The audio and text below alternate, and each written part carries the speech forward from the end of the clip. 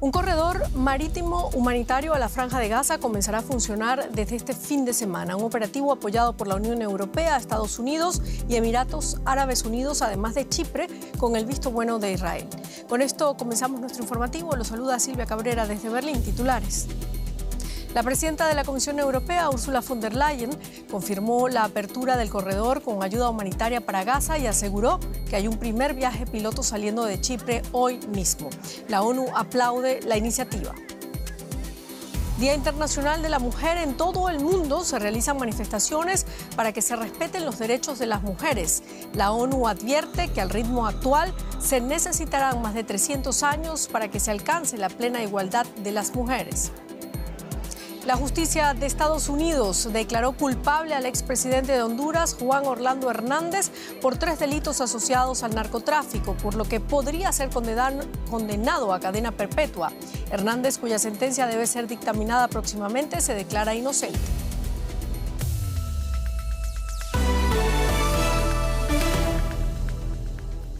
En vísperas de la apertura el domingo de un puerto provisional en la costa mediterránea de Gaza para que la población pueda empezar a recibir grandes cargamentos de ayuda humanitaria, un barco de la ONG española Open Arms pondrá a prueba el corredor marítimo desde la isla de Chipre a la Franja de Gaza.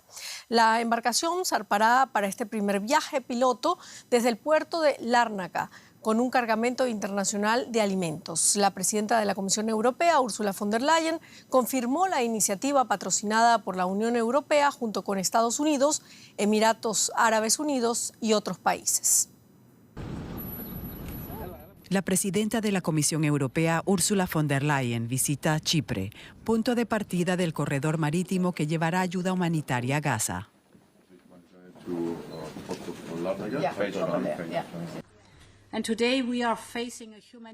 Estamos lidiando con una catástrofe humanitaria en Gaza y apoyamos a los civiles inocentes en Palestina. Por eso Europa está financiando un gran contingente de ayuda humanitaria para palestinos de Gaza y de la región. Falta muy poco para la apertura del corredor. Esperamos que sea este domingo. Y me alegra mucho que hoy tendrá lugar ya una operación piloto. La Unión Europea colaborará con Estados Unidos, Emiratos Árabes Unidos y otros países para enviar por barco comida, medicina y carpas para los refugiados. El corredor va desde el puerto de Lárnaca, en Chipre, a un muelle temporal que Estados Unidos anunció que construirá en la costa de Gaza. Varios países continúan lanzando paquetes de ayuda humanitaria a Gaza desde aviones, mientras el riesgo de la hambruna crece en el enclave. Estos camiones con ayuda pudieron cruzar la frontera con Egipto. Muchos otros, sin embargo, son bloqueados por las autoridades o por civiles israelíes. La entrega de alimentos se ha vuelto una tarea difícil, pudiendo llegar a ser incluso peligrosa.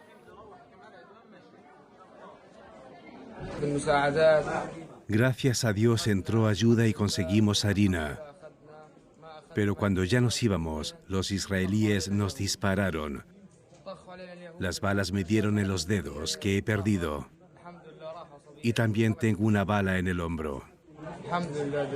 El nuevo plan para entregar ayuda por mar está a punto de zarpar. La ONU celebra la iniciativa, pero insiste en que las rutas terrestres son la mejor manera para suministrar cualquier tipo de ayuda a Gaza. Bueno, y ampliamos la información con Miquel Ayestarán, nuestro experto en Medio Oriente. Miquel, te saludamos. Coméntanos la reacción del gobierno de Israel al anuncio de un corredor marítimo de ayuda a Gaza.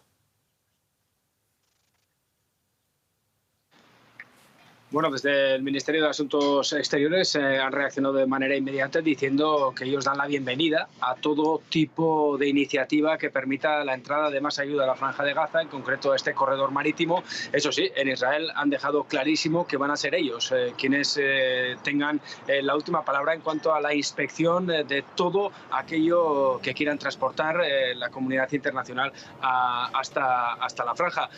Por lo tanto, el mensaje, en primer momento, es un mensaje mensaje positivo, pero eso sí, siempre subrayando y dejando muy claro que los controles de seguridad van a ser llevados a cabo según los estándares de Israel. En este caso, se llevarán a cabo en el puerto de Larnaca, como hasta ahora se han estado llevando para toda la ayuda que ha estado entrando, tanto desde el paso de Rafah, desde Egipto. Han sido también inspectores israelíes los que han tenido la última palabra, porque el bloqueo que se mantiene sobre la franja desde el 7 de octubre es un bloqueo total por tierra, mar y aire, y no entra absolutamente nada si no tiene el visto final de Israel. Y una vez más, con este corredor vamos a ver que se va a seguir la misma política. Claro, Miquel, se habla de un fin de semana, pero exactamente para cuándo se espera que entre en funcionamiento este corredor marítimo humanitario desde Chipre a la Franja de Gaza. ¿Puede resultar más eficiente que el lanzamiento aéreo de ayuda con paquetes con alimentos y medicinas? Bueno, además de más eficiente, realmente si se puede llevar la carga por barco, se va a poder llevar muchísima más cantidad, y en estos momentos realmente es absolutamente necesaria la llegada de ayuda. Eso sí, yo creo que hay que ser muy cautos. Hemos visto como Ursula von der Leyen hablaba de un primer viaje piloto, de un fin de semana en el cual también ellos esperan ya empezar a poner en marcha ese corredor en cooperación con Estados Unidos y con Emiratos Árabes Unidos, pero hay muchas incógnitas en cuanto a cómo va a llegar esa ayuda, cómo se va a desembarcar, cómo se va a distribuir. De momento hay muchas incógnitas, por eso hay que ser muy cautos, y también está en el aire conocer en qué va a quedar ese proyecto del puerto provisional planteado por el presidente de Estados Unidos, por Joe Biden. Realmente el país que tiene auténtica capacidad logística de llevar a cabo un proyecto de esta envergadura es Estados Unidos, pero de momento lo que vamos a ver en esta primera fase es este proyecto piloto, podríamos decir, liderado por la Unión Europea. Hay que decir que también hemos escuchado muchas voces críticas a lo largo del día por parte de expertos de Naciones Unidas, por ejemplo, diciendo que hay soluciones mucho más baratas, prácticas y rápidas, que sería, por ejemplo, que Israel quiera de la ayuda se realizará a través de los pasos por tierra desde Israel a la Franja de Gaza, que permanecen cerrados desde el 7 de octubre. De momento, esa es una opción que está fuera de la mesa. Los israelíes no aceptan que entre ningún tipo de ayuda desde el territorio israelí. Todo lo que ha entrado lo ha hecho desde el paso de Rafah, y por eso se ha tenido que poner en marcha este proyecto del corredor marítimo, que de momento hay que subrayar, como ha dicho Ursula von der Leyen, es una intención, es un plan, es un piloto. Vamos a ver si se lleva a cabo. Muchísimas gracias, Miquel Ayestarán. Gracias a vosotros. Día Internacional de la Mujer. Hablamos de un grupo que poco tiene que celebrar hoy. Las mujeres de Gaza. Cerca de 1 millón de los desplazados por la guerra de Israel y el grupo terrorista Hamas son mujeres y niñas, y a las que, según el organismo, se les ha privado de los derechos básicos: tener acceso a víveres y a un hogar. En medio de las penurias, se erigen como motor de vida en su lucha por sobrevivir. Limpiar una carpa que no puede reemplazar un hogar. Cocinar con agua apenas suficiente. Y cuidar a los niños enfermos sin medicinas para curarlos. La vida de las mujeres palestinas desplazadas en este campamento de Rafah se ha convertido en una lucha constante por la supervivencia. Las mujeres hemos desaparecido. Ya no nos queda ni el nombre. Estamos sufriendo lo indecible. Nos han destruido. Sufrimos de todos los males: pobreza, tristeza. No tenemos comida ni nada para beber, ni siquiera agua. Según la ONU, desde que Israel empezara su guerra contra Hamas tras los ataques terroristas del 7 de octubre, casi 1 millón de mujeres y niñas han sido desplazadas en Gaza. Ya no tengo casa. Todos mis hijos están enfermos. Ayer yo misma también me sentía mal.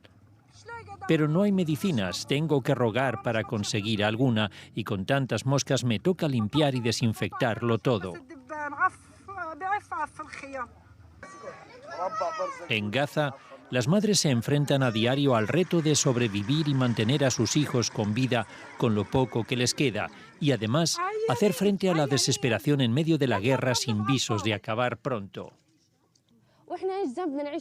¿Qué hicimos para tener una vida así? He perdido 1 año de mi vida. ¿Qué he ganado con esto? ¿Qué hemos ganado? Nos destruyeron. No tenemos escuelas, nuestras familias ya no existen. ¿Qué ganamos con esta guerra? Las mismas preguntas que muchas mujeres se hacen en Gaza todos los días y que, por ahora, no tienen respuesta. Bueno, no solamente en Gaza, los derechos de las mujeres se encuentran bajo amenaza de retroceso en todo el mundo. Así lo advirtió hoy el secretario general de Naciones Unidas, Antonio Guterres, en una declaración por el Día Internacional de la Mujer. Guterres advirtió que las crisis globales suelen afectar más a las mujeres y a las niñas. Además, advirtió de que al ritmo actual se van a necesitar 300 años para que se alcance la plena igualdad entre géneros, así como para poner fin a los matrimonios infantiles. A su vez, el organismo de la ONU Mujeres había señalado el jueves que 1 de cada 10 mujeres en el mundo vive en pobreza extrema. Las mujeres latinoamericanas llegan a este Día Internacional de la Mujer con motivos para protestar en las calles por sus derechos. El Salvador tiene la legislación sobre aborto más restrictiva de América, con penas de hasta 50 años. Pero un caso, el de Beatriz, una joven muy pobre que tenía un embarazo de alto riesgo, fue llevado a la Corte Interamericana de Derechos Humanos. Esto abre una oportunidad para sentar precedente sobre los derechos reproductivos en la región. En El Salvador, país que prohíbe totalmente la interrupción del embarazo desde 1998, Lilian pasó casi 8 años de su vida en una cárcel. La condenaron tras sufrir una emergencia obstétrica. Fui detenida en el occidente del país, acusada de homicidio agravado de mi recién nacida. Nunca salí del hospital, tuve un desgarre uterino y cuando desperté, mi bebé se había muerto y dijeron que yo había tenido la culpa. Lilian fue condenada a 30 años de cárcel, pero los grupos de derechos humanos aseguran que la ley no se aplica a todas por igual. No hemos encontrado ni tan solo una denuncia de un hospital privado, ni una. Salvador no registra esas denuncias. Entonces, está claro que esta política, digamos, está afectando principalmente a las mujeres que viven en situación de pobreza. Beatriz era una de ellas. Le dijeron que si seguía con su embarazo podía morir y que su bebé no tenía posibilidades de sobrevivir, pero se le negó la opción de abortar. Su hijo murió 5 horas después de someterla a una cesárea. El Estado salvadoreño, pues con mi hija, pues se portó, pues digamos, pues que le falló el Estado a ella cuando ella estaba pidiendo un derecho. No, a nosotros lo que nos apoya son las organizaciones, el gobierno no. Esas organizaciones presentaron el caso ante la Corte Interamericana de Derechos Humanos.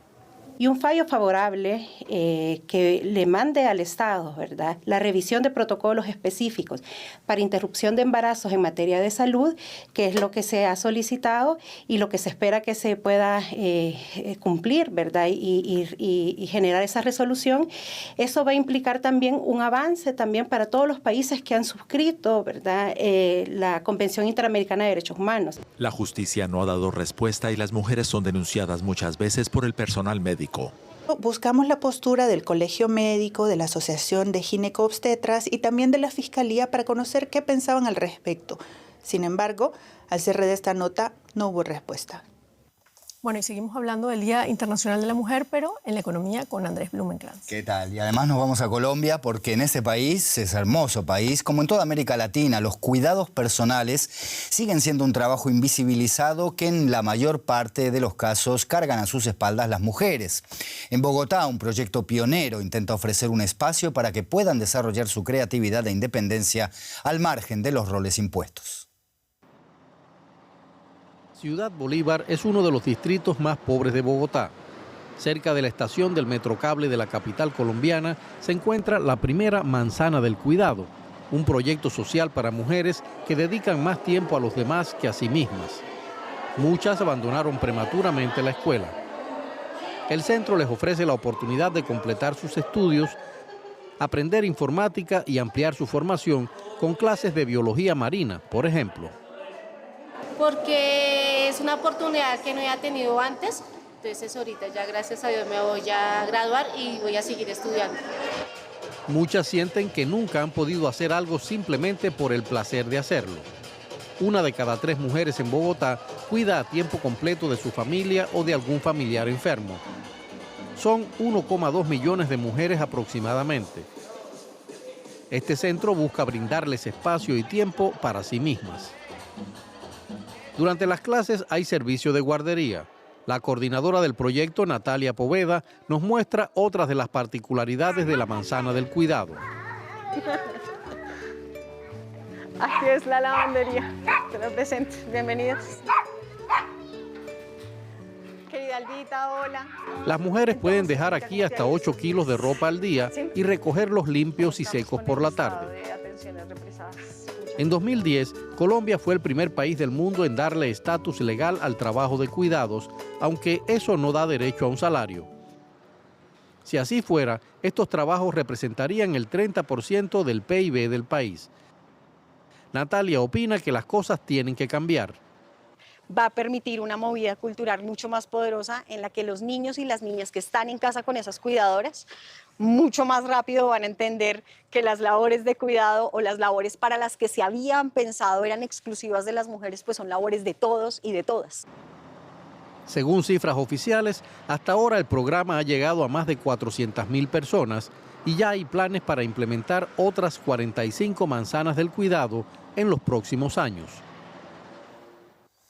Y sobre la situación de género en Colombia vamos a hablar ahora mismo con Jaime Tenjo, consultor investigador independiente, especialista en mercado laboral, economía de género y distribución del ingreso. Jaime, la situación de desigualdad se ha agravado en el último tiempo a causa de crisis como por ejemplo la pandemia de la COVID-19, ¿verdad? Danos los detalles de esta evolución, por favor. Sí, eso es cierto. En el año 2020, que fue el año más duro de la pandemia aquí en Colombia, el empleo cayó tanto para hombres como para mujeres, pero mucho más para las mujeres que para los hombres. Para los hombres cayó en un 8%, mientras que para las mujeres la caída fue de aproximadamente el 16%. Esto hizo que muchas mujeres salieran del mercado laboral, que muchas mujeres se dedicaran a cuidados del hogar, etcétera. Disminuyó la tasa de participación, las tasas de desempleo subieron enormemente. A partir más o menos del año 21 comenzó a haber una recuperación y el empleo ha venido creciendo relativamente rápido, un poco más para las mujeres que para los hombres, pero esto es porque están recuperando el tiempo o las posiciones que habían perdido. Y los ingresos también han venido creciendo, pero han venido creciendo más para los hombres que para las mujeres.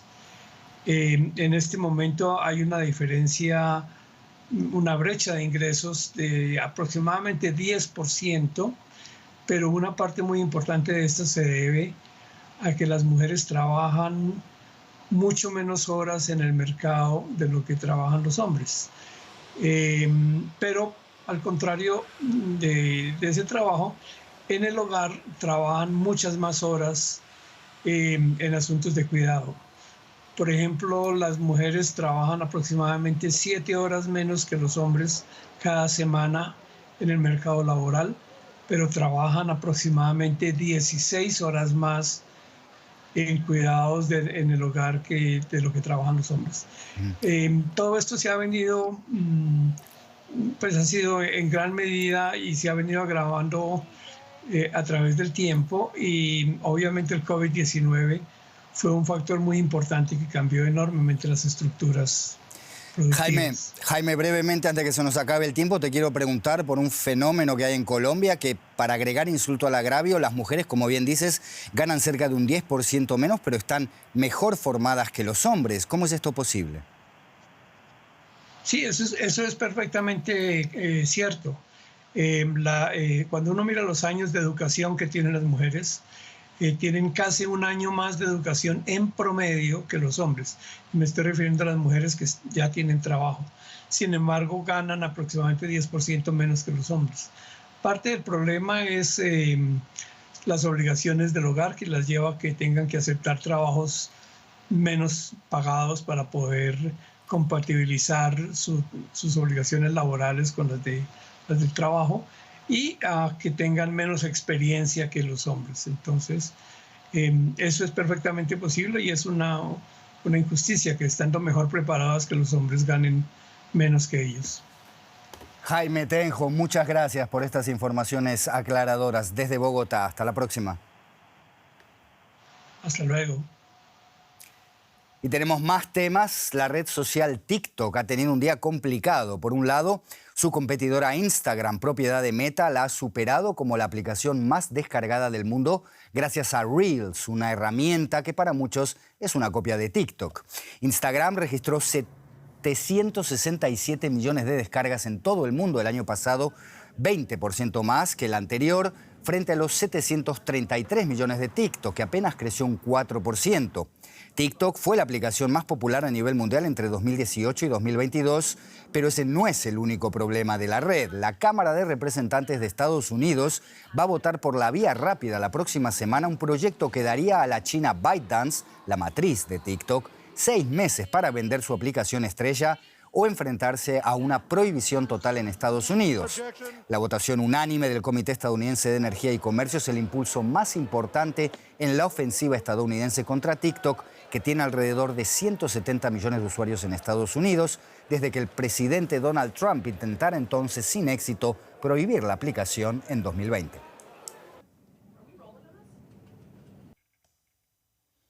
Y sobre las nuevas tribulaciones de TikTok vamos a hablar con nuestra corresponsal en Nueva York, Ana Nieto. Ana, este proyecto de ley se va a votar en el Pleno de la Cámara de Representantes en Washington la semana que viene. ¿Qué posibilidades hay de que llegue a ser ley? Tiene muchas posibilidades. El comité de la Cámara votó unánimemente después de escuchar un informe sobre preocupaciones respecto a la seguridad nacional y lo hizo a puerta cerrada. Ahora este proyecto de ley pasa al Pleno y después llegará al Senado, donde el comité que lo va a recibir, este texto, dice que tiene mucho interés en él.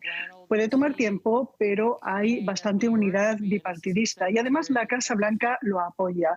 La portavoz del Gobierno ha dicho que se ha trabajado con los legisladores en este proyecto de ley y que se quiere que el proyecto llegue a la mesa del presidente, es decir, que el presidente lo va a firmar y lo va a convertir en texto legal, en ley que restrinja el poder de TikTok y el de todas las aplicaciones que puedan venir por parte de países que sean adversarios, como Irán, Corea del Norte o Rusia. Donald Trump ya trató de prohibir TikTok con una orden ejecutiva, pero se lo impidieron los tribunales. Cuando Biden llegó al poder, vio las posibilidades que había de problemas con la seguridad nacional, pero no tenía la autoridad para prohibirlo, como tampoco la tuvo Trump. Por eso lo único que hizo fue pedir un estudio sobre aplicaciones en el extranjero. Ahora esta ley sí le daría esa autoridad que no tuvo y curiosamente Trump ha dicho que está apoyando ahora a TikTok porque no quiere que Facebook sea una red social dominante y ha acusado a Facebook de engañar en las últimas elecciones, por supuesto, de nuevo sin pruebas. ¿Y cuál es entonces, Ana, la respuesta de TikTok a esta nueva ofensiva? Pues la empresa dice que esta ley atenta contra la libertad de expresión de 170 millones de usuarios estadounidenses y perjudica a negocios, artistas y creadores de contenido. TikTok habilitó estos días una pantalla en la que se veía en la aplicación una pantalla para llamar directamente al Congreso, a los legisladores y decir que se estaba en contra de esta ley. La estrategia ha salido mal porque la cantidad de llamadas ha sido tan importante que ahora los senadores están directamente preocupados con la capacidad que tiene esta compañía de manipular la respuesta de los usuarios. TikTok ha tratado desde hace años de distanciarse de China. Dice que el 60% de sus accionistas son inversores institucionales, pero en Estados Unidos sigue la sospecha. Ana Nieto, Nueva York, gracias por estas informaciones. Buen fin de semana. Igualmente. Tenemos más información con Silvia Cabrera. Muchísimas gracias. Seguimos nosotros con otras noticias. El expresidente de Honduras, Juan Orlando Hernández, fue declarado culpable este viernes de tráfico de drogas y de armas por el jurado de un tribunal federal de Nueva York tras un juicio histórico que puede acarrearle la prisión perpetua. Hernández tiene que esperar todavía que el juez dicte la sentencia. La Fiscalía alega que el exmandatario hondureño no solo creó un narcoestado durante los 8 años en los que fue presidente entre el 2014 y el 2022, sino que desde al menos 2004, cuando ya ostentaba cargos públicos, hay indicios de actividades relacionadas con el tráfico de estupefacientes. De ser condenado, se convertiría en el mandatario latinoamericano de mayor rango juzgado por narcotráfico tras el caso panameño de Manuel Antonio Noriega, condenado en 1992 a 40 años de cárcel por un juzgado de Florida. Hernández fue arrestado en su hogar en Tegucigalpa, la capital, 3 meses después de terminar su segundo periodo en 2022 y extraditado a Estados Unidos ese año. Vamos ahora directamente a Nueva York. Argemino Barro nos tiene más detalles. Argemino, el expresidente convirtió a Honduras en una superautopista por donde pasaba parte de la droga procedente de Colombia con destino a Estados Unidos. Eso fue lo que dijo la Fiscalía. ¿Cómo funcionaba esa red y cuál era el rol exactamente del expresidente? Bueno, la Fiscalía, como has mencionado, ha dado con el término posiblemente correcto, es narcoestado. Desde hace años, narcotraficantes y cárteles de diferentes países, por ejemplo, Colombia y México, han estado trabajando para corromper, para sobornar, para infiltrarse en varios estamentos del Estado hondureño. Hablamos de partes de las Fuerzas Armadas, de la policía, jueces, congresistas, líderes políticos. Y en esta estructura criminal, según ha averiguado la Fiscalía, con tantos testimonios que han ido citando estos meses de juicio, estas semanas, en la cúspide estaría este expresidente Hernández, que gobernó el país desde el 2014 al 2022. Él y su hermano, básicamente, lo que habrían hecho es, a cambio de suculentos sobornos, proteger a los narcotraficantes que operaban en Honduras, es decir, impedir que la policía los investigara o fuera por ellos. La paradoja es que Hernández se presentó como un candidato conservador, un hombre de la ley y el orden, que prometió meter en vereda a los narcotraficantes, pero ya estaba en contacto con ellos y protegiéndolos cuando llegó a la presidencia. Argemino, medio centenar de hondureños que se encontraban a las afueras del tribunal celebraron el veredicto que puede costar a Hernández varias cadenas perpetuas. ¿Se conoce cuál será exactamente la pena? Y sabemos que hace poco su abogado defensor dijo que van a apelar la sentencia. ¿Tiene alguna posibilidad? Bueno, por ahora no conocemos cuál va a ser la sentencia, sí que la veremos probablemente el día 26 de junio, el mínimo que le puede caer a Hernández por tráfico de drogas. Por cierto, envió, según la Fiscalía, 500 toneladas de cocaína a Estados Unidos y había presumido de ello. La mínima sentencia es de 40 años, la máxima varias cadenas perpetuas. A su hermano, que era cómplice, ya fue condenado y le cayó una cadena perpetua más 30 años. Acerca de la apelación, la prensa hondureña ha barajado algunos rumores. Parece que podría apelar diciendo Hernández que no tenía la defensa adecuada porque su abogado era de oficio, asignado por el gobierno estadounidense, y le habría sido concedido a finales de enero. Lo que es cierto es que los hondureños presentes durante el juicio se mostraron en cierto modo contentos, ya que era un presidente bastante impopular y un juicio como el que ha ocurrido en Manhattan no hubiera podido tener lugar en Honduras. Seguramente. Muchísimas gracias, Argemino Barros, desde Nueva York, por este análisis. A vosotros. Bueno, lo escucharon, el expresidente puede tener mínimo 40 años en la cárcel o varias cadenas perpetuas. Con esto terminamos nuestro informativo. Muchísimas gracias por habernos acompañado. La invitación es, como siempre, para que sigan acá con nosotros en DW Deutsche Welle. Hasta luego.